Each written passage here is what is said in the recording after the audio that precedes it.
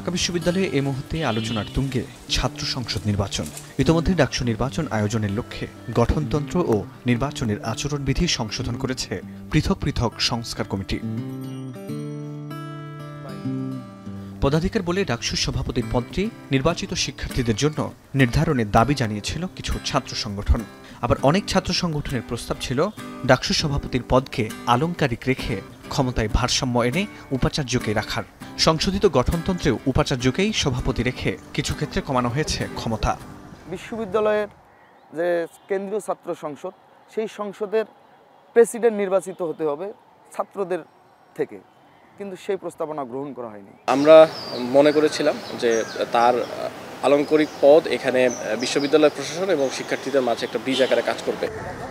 আগের গঠনতন্ত্রে নির্বাচনে ভোটার ও প্রার্থী হতে সর্বোচ্চ ৩০ বছর বেঁধে দেওয়া হলেও এবার বয়সের বাধা তুলে দেওয়া হয়েছে। বিশ্ববিদ্যালয়ের পূর্ণকালীন যে কোনো শিক্ষার্থী ভোটার ও প্রার্থী হতে পারবেন। এ নিয়ে ছাত্র শিবিরের আপত্তি থাকলেও ছাত্রদল পক্ষে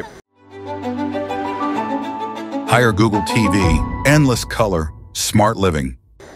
ছাত্র সংসদের মেয়াদ শেষ হবার পর কতদিনের মধ্যে আবার নির্বাচন করতে হবে তা উল্লেখ নেই আগের গঠনতন্ত্রে।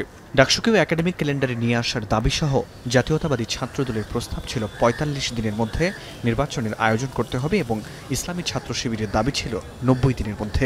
তবে এ নিয়ে নতুন গঠনতন্ত্রেও কোনো সিদ্ধান্ত না আসায় ক্ষোভ ছাত্রনেতাদের। টাইম ফ্রেমের ক্ষেত্রে কিছু কম বা বেশি ছিল, কিন্তু সকলে এ ধরনের প্রস্তাব দিয়েছিল। এই ক্ষেত্রে আমরা মনে করি যে প্রশাসনের এক ধরনের স্বেচ্ছাচারিতার মনোভাব এটা থেকে প্রতিফলিত হয়েছে।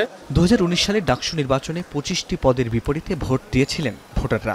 তবে এবার পদ সংখ্যা বেড়ে হয়েছে ২৮টি। নতুন 4টি পদ হল গবেষণা ও প্রকাশনা সম্পাদক, ক্যারিয়ার উন্নয়ন সম্পাদক, স্বাস্থ্য ও পরিবেশ সম্পাদক এবং মানবাধিকার ও আইন বিষয়ক সম্পাদক।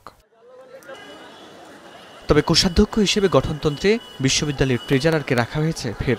যদিও অনেক ছাত্র সংগঠনের প্রস্তাব ছিল ছাত্রদের নির্বাচিত প্রতিনিধিই হবেন কোষাধ্যক্ষ। আমরা চেয়েছিলাম অর্থ সম্পাদক আমাদের শিক্ষার্থী প্রতিনিধির যে নির্বাচিত হয় সে একজন অর্থ সম্পাদক, এবং হ্যাঁ অবশ্যই ট্রেজারার বিভিন্ন বিষয়ে তাকে সহযোগিতা করবে। তবে যেসব সংস্কারের আরও প্রয়োজন তা পরবর্তী নির্বাচিত প্যানেল সম্পন্ন করবেন বলে আশাবাদী ইসলামী ছাত্র শিবিরের।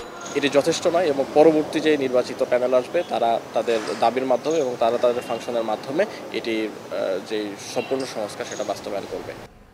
নির্বাচনের আচরণবিধিও সংস্কার করেছে কর্তৃপক্ষ। উপাচার্য বলছেন ডাকসু নির্বাচন জুলাই গণ অভ্যুত্থানকে সম্মান জানানোর একটি বড় সুযোগ।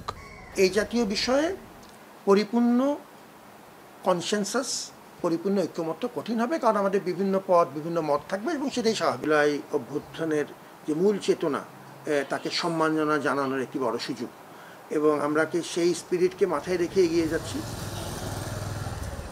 ডাকসুর গঠনতন্ত্র কিংবা নির্বাচনী আচরণবিধিতে যতটুকুই সংযোজন বা বিয়োজন আনা হোক না কেন, শিক্ষার্থীদের চাওয়া একটি অবাধ, সুষ্ঠু এবং নিরপেক্ষ নির্বাচন। ডাকসু কার্যকর হলে ক্যাম্পাসের নিরাপত্তা এবং শৃঙ্খলা আরও বাড়বে বলেও মনে করে তারা। তবে কত দ্রুত সময়ের মধ্যে এই নির্বাচনের আয়োজন করতে পারে কর্তৃপক্ষ, এখন সেটিই দেখার বিষয়। ফরহাদ বিন নূর, এখন, ঢাকা।